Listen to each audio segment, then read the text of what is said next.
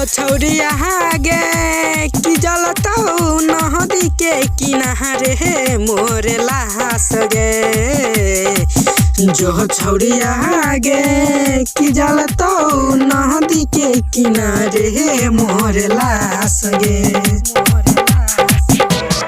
याद बरिया हमारा सता बही छल चहल गेली हमारा के छोड़ के। हाँ जो छौरिया गे कि जलतौ नदी के किनारे हमारे लाश गे। जो छौरिया गे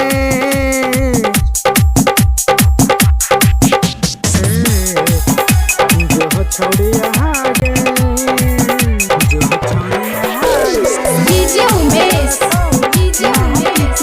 सुखीपुर बाजार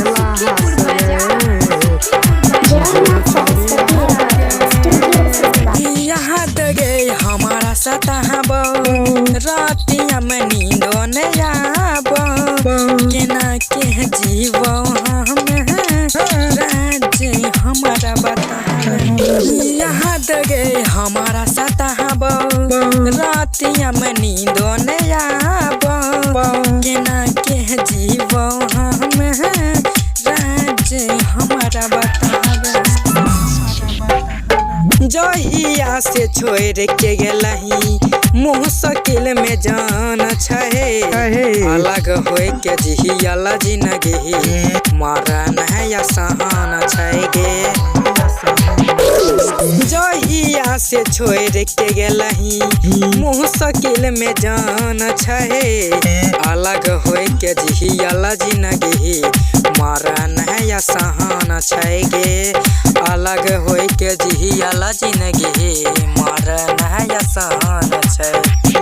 रहे टहर दीपक दीवाना सूरज सुमन के कैलही दिल पे यहाँ बकिया बाहर गे।